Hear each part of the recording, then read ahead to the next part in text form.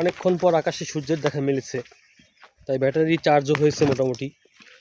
দেখাই এখন high speed পাম্পের কেরামতি।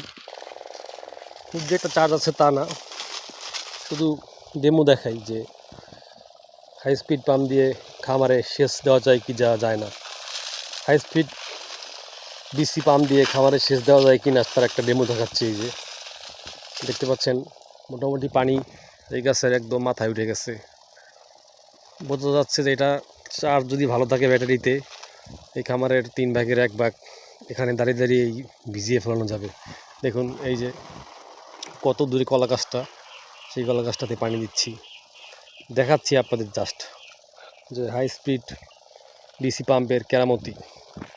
দেখুন ভালো স্পিড পাচ্ছি আলহামদুলিল্লাহ। চাইলে কুয়াশার মতন পানি স্প্রে করা যায়, আমি একটু দূরে নিচ্ছি তাই ফোর্সটা